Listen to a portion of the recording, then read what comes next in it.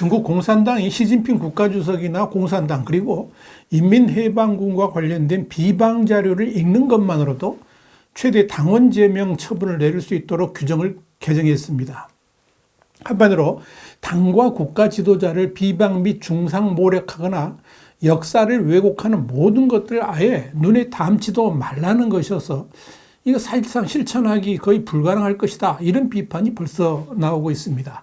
중국이 왜 이렇게 시진핑 우상화에 매진하는지 Y타임스가 추적해 봤습니다. 지금 시작합니다.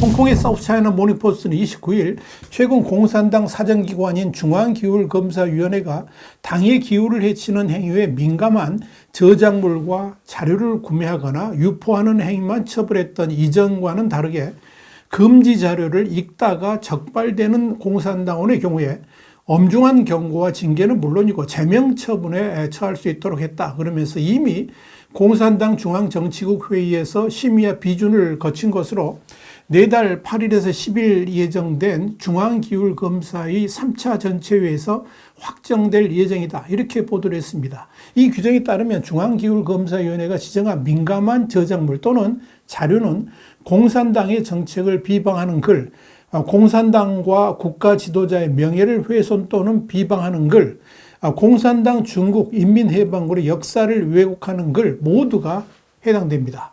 따라서 이 공산당 총석이자 당 중앙군사위원회 주석을 겸임한 이 시진핑 국가주석을 비방하거나 이미지를 해칠 수 있는 글을 읽다가 걸리는 공산당원은 곧바로 제명 처분을 받게 됩니다. 공산당이 국가보다 우선시되는 중국에서 공산당원은 검경의 수사와 법원의 재판 절차에 앞서서 당 중앙기울검사위원회의 조사를 바탕으로 한 공산당 징계 절차를 거쳐야 합니다. 이와 관련해서 사우스차이나 모닝포스트는 저장성 부성장이었던 주공바오와 중국은행 총재였던 류량관 두 사람이 정치적으로 불온하다고 판단되는 책을 읽었다는 이유로 체포돼서 당 중앙기울검사위원회 조사를 거친 뒤 뇌물수수 혐의 등을 추가해서 기소돼서 재판을 받고 있다. 이렇게 전했습니다. 이번에 개정된 신규 조례안은 매춘 권유 또는 마약 사용의 경우에 공산당 이미지에 심각한 손상을 줄 수 있다고 보고 당원을 제명할 수 있도록 처음으로 명시를 했고 공적자금, 세금, 국유재산, 정부 조달 사업 등과 관련해서 국가재정과 경제 규율을 위반한 공산당원에 대해서도 처벌을 강화하기로 했습니다. 이와 함께 더 높은 직위와 권력을 노려서 정치 사기꾼과 친분을 맺는 당원에 대해 적발되는 직위 해제 또는 보호관찰 처분은 물론이고 그 정도가 심하면 제명도 할 수 있도록 규정을 바꿨습니다. 더불어 파벌가담, 당 지도자의 정책 결정 이행 거부 및 방해 행위도 처벌이 강화됐습니다. 신규 조례안은 또 공직자와 그 가족이 통상적인 수준을 넘는 선물, 상품권, 금융증권 등을 받는 행위에 대해서도 뇌물수수 행위로 간주해서 청렴성 위반을 구체화했습니다. 이에 따라 공무원과 그 가족에게 정상적인 상호성을 명백히 초과하는 선물과 상품권, 금융증권 또 기타 지산을 제공하는 당원도 경고, 근신 또는 당직에서 제명될 수 있다. 이렇게 밝히고 있습니다. 여기에 대해서 공산당 간부를 양성하는 중앙당교의 학습시보 전 부편집장이었던 덩 유엔은 사우스차이나 모닝포스트에 최근 개정된 정치규율 위반 규정은 당원들이 지키기에는 거의 불가능할 정도로 높은 기준을 제시하고 있다 그러면서 특히 정치규율 위반에 관한 장에서는 상상할 수 있는 모든 위반 행위가 나열되어 있고 모든 당원과 주요 간부들은 그런 규율을 위반하지 않도록 극도로 조심해야 할 것으로 보인다. 이렇게 말했습니다. 싱가포르 국립대학교 리콴유 공공정책대학원의 알프레드 우 부교수도 규정이 추가된 내용 중 상당수가 지난 5년 동안의 중앙기울검사위원회 조사 관행을 아예 명문화한 것이라 그러면서 시진핑 주석이 모든 당원과 간부들이 자신의 지시를 철저히 따르기를 원하기 때문에 모든 당원과 간부들을 더욱 단단히 올가매기 위해서 이번 규정을 강화한 것이다. 이렇게 설명을 했습니다. 외교관에서는 시 주석이 마오쩌둥 사망 이후에 공산당에서 암묵적으로 강제되어 왔던 연임 초과 규정을 작년 10월 제20차 전국 대표대회를 계기로 깨고서 3연임을 한 다음에 1인 체제 구축 차원에서 이 같은 공산당원 징계 처분 조례를 마련한 것으로 보고 있습니다. 작년 말 기준으로 했을 때 중국 공산당원의 수는 9,804만 명으로 집계됐는데 전체 중국 인구 14억 1,175만 명의 7%를 차지합니다.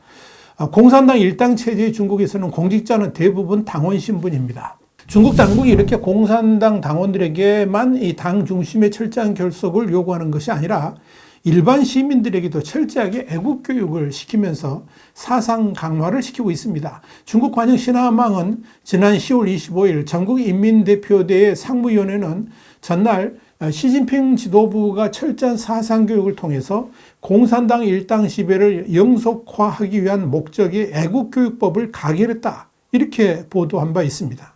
애국교육법은 초중고와 대학 그리고 여타 교육기관에서 다양한 교육 방법으로 애국주의를 침투 배양한다는 내용으로 2024년 1월 1일부터 시행합니다. 신화망은 애국교육법이 역사 니힐리즘 그러니까 허무주의 등에 대항하고 국가 통일을 지키기 위해 만들어졌다 이렇게 지적했습니다. 여기서 역사 니힐리즘이라는 게 뭐냐면 중국 공산당이 공식 정의 판정한 과거사를 의심하고 회의하는 분위기를 말하는 겁니다. 한마디로 당이 결정한 것에 대해서는 왈가왈부하지 말고 무조건 믿어야 된다. 이런 의미입니다.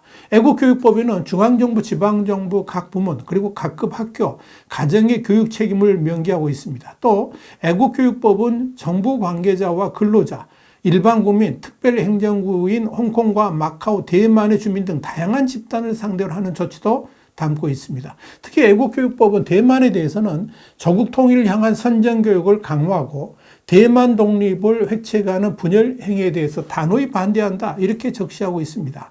중국 당국이 애국교육법을 실시하는 이유는 간단합니다.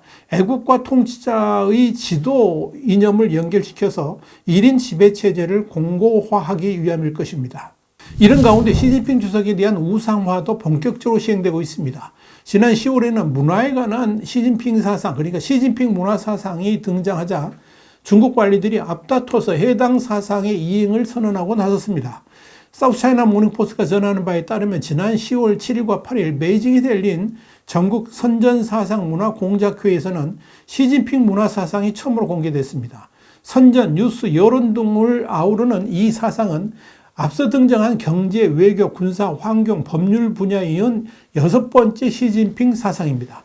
시 주석은 해당 회의에서 서면 지시를 통해 선전, 이념, 문화 시스템이 당의 혁신적 이론으로 당 전체를 무장시키고 인민을 교육하는 주요 정치적 임무에 초점을 맞춰야 된다. 이렇게 강조했습니다. 이후 중국 전역에서 시진핑 문화 사상에 대한 설명회가 열리고 있고 문화와 선전 담당 기관 수장들은 저마다 해당 사상을 칭송하면서 그에 맞춰서 향후 업무 계획을 세우겠다라고 선언했습니다. 중국에는 이미 시진핑 사상을 연구하는 센터가 약 20개 정도 있고요. 분야별로 관련 정부 부처나 연구기관 산하에 들어서 있습니다. 이런 기관들은 시 주석의 이념을 홍보하고 권력 장악을 공고히 하기 위한 것으로 국가 통치의 중심에 그의 이념을 새기기 위한 작업의 일환이다. 이런 분석이 나옵니다. 이와 관련해서 사우스차이나 모닝포스트는 시진핑 문화 사상을 통해서 중국의 콘텐츠 통제와 중국의 글로벌 소프트 파워를 새롭게 추진하고 나섰다. 이렇게 평가했습니다. 중국은 또 시진핑 국가주석의 사상 학습 강화에도 나섰습니다. 공산당 중앙위원회는 지난 10월 15일 개정 발표한 간부교육훈련 공작 조례를 통해서 시진핑 신시대 중국 특색 사회주의 사상 학습 성과를 평가해서 승진 근거로 삼도록 했습니다. 이 조례는 이론교육, 당선교육, 직무수행 능력 훈련, 지식훈련 등 당 간부들의 소질과 능력을 제고하기 위한 교육훈련이 시진핑 사상을 중심으로 실시하도록 했습니다. 또한 이 사상 학습을 관철하기 위한 중앙학습교육 영도소조도 설립됐습니다. 생활 속에서의 시진핑 우상화도 진행 중입니다. 심지어 중국의 모든 서점의 가장 좋은 입구 자리에는 반드시 시진핑 치국 이정, 그러니까 나라를 다스린다를 말한다, 이런 책이 진열되어 있습니다. 시진핑 중국 국가주석의 연설, 담화 등을 엮어서 만든 이 책은 2014년 1권이 나왔고요. 출간 이후에 2년마다 한 권씩 추가되어서 지금 4권까지 나왔습니다. 중국은 최근 홍콩에서도 서적 통제를 강화하면서 시진핑 우상화를 본격 가동하고 있습니다. 홍콩 명보에 따르면 최근 2년 동안에 홍콩 공공도서관 82곳에 비치됐던 468건의 정치 관련 책 자료 중에서 40%가 사라졌습니다. 홍콩 정부 회계감사기구인 심계서는 지난달 입법회의에 제출한 보고서에서 홍콩 공공도서관이 국가안보를 위협할 수 있는 자료들에 대한 감시를 강화해야 된다라고 밝히기도 했습니다. 중국은 왜 이렇게 시진핑 우상화 그리고 당 지도 이념에 철저하게 순종하라는 공포적 지침을 내렸을까요? 이유는 간단합니다. 그만큼 지금 중국 사회가 통제하기 힘든 상황으로 흘러가고 있기 때문입니다. 다시 말씀드려서 시진핑과 중국 공산당에 대한 불만들이 넘쳐나고 있고 또한 그런 인민들의 분노가 시등으로 터져나오고 있기 때문에 그런 겁니다. 여기에 중국 경제가 어려운 시기를 겪으면서 인민들의 반발이 언제 어떻게 터져나올지도 모른다 하는 불안감도 있습니다. 그래서 우선 공산당원들부터 단단히 다잡으면서 사회 기강을 바로 세우려고 하는 겁니다. 특히 시진핑 주석을 부정적으로 쓴 글조차 읽지 못하고 알지 못하게 한다는 것은 중국 공산당 내에서도 그만큼 시진핑 일당 독재에 대해서 부정적으로 보는 시각이 많다는 걸 의미합니다. 특히 중국 공산당 내에서 시진핑 주석을 반대하는 또는 비판하는 세력이 만만치 않다는 것은 이미 알려져 있습니다. 그렇기 때문에 기울검사위원회의 일련의 조치로 반시진핑파 제거는 물론이고 시진핑 반대 세력의 입을 아예 봉해버리려고 하는 의도도 있다라고 봐야 될 것입니다. 분명한 것은 억압이 강해지면 강해질수록 튀어오르는 반작용도 크다는 점입니다. 그런 면에서 우상화가 강해진다는 것은 그만큼 위기의 강도도 커지고 있다. 이렇게 보면 될 것입니다. 와이타임 정세 분석이었습니다. 감사합니다.